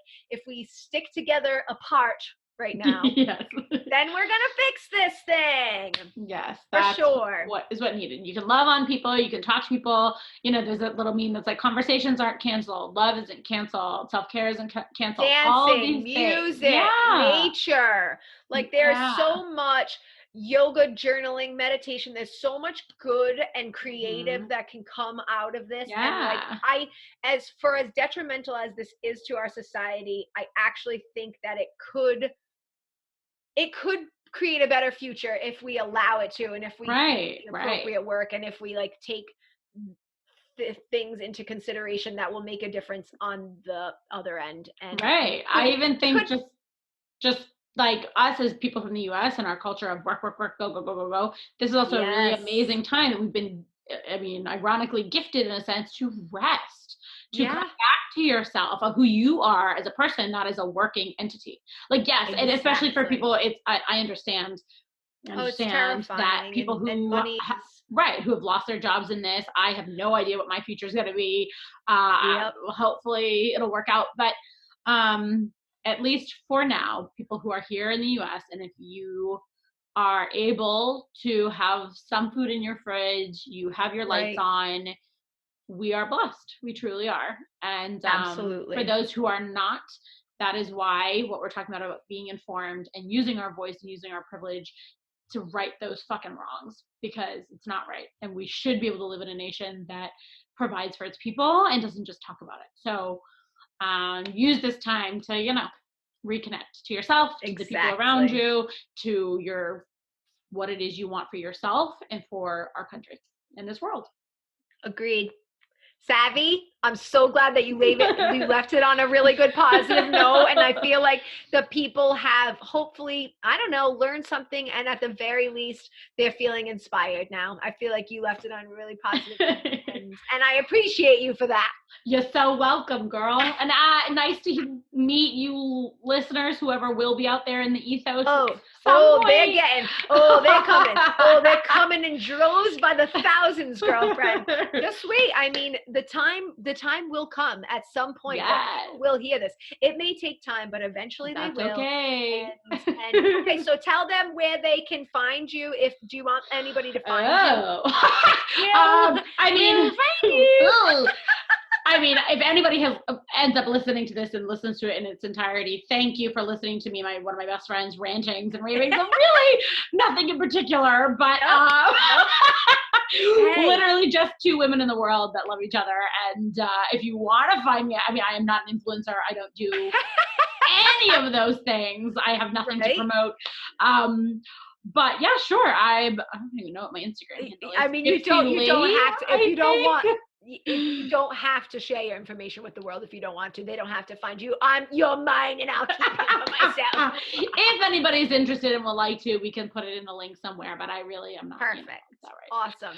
So thank you so much for having me on here. You're so welcome. I'm just so thankful that you came and you did this with me, because I feel like for so many of us, we think that we don't have gifts to be shared with the world, when in fact, and even leading up to this, like Savannah was like, well, what are we going to talk about? I'm like, I don't know, our friendship, we're going to shoot the shit. From what I'm told, like there's more entertaining people than just the people you see on your TV screens every day, and I want to highlight those people and show off the people that I love and who are smart and who are interesting, and just the people that the world deserves to hear from. And you're one of those people. So I'm so honored to be your first guest. My first guest, baby. And for all those listening or who will be listening, you should know that this girl, Tess Sullivan, is phenomenal, just phenomenal, and has so many gifts. Talk about wonderful things to learn from and give to the world. And she does not give herself enough credit or go out there and do it all the time. So I'm so proud that this is happening. Follow her. She's hilarious and out of her tree, as we say sometimes. But damn right. So much fun to be around and such a light. So get on board. I don't know what the name of your podcast is going to be. The Tess Sullivan Show, motherfucker. No! This is how we do it. It's all about me.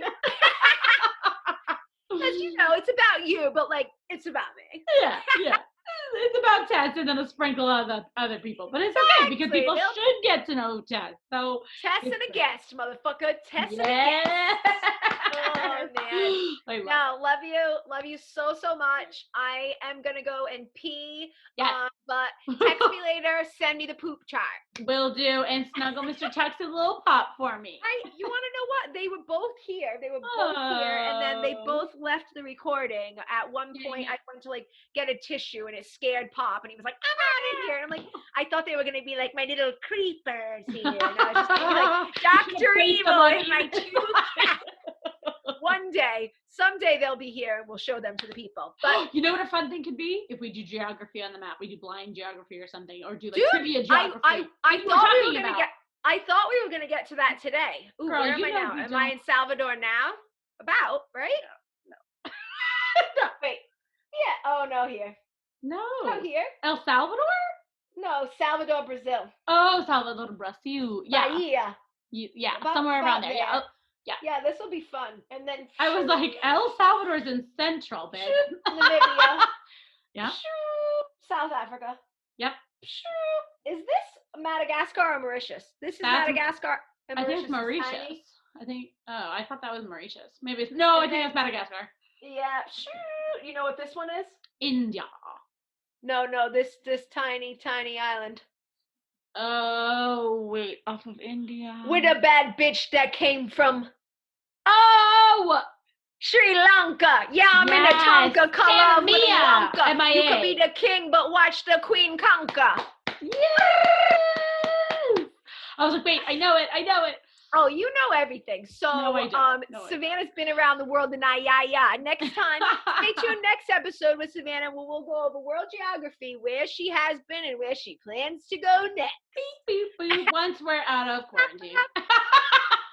Someday. So. All right. Love you so much, girlfriend. Have a good night.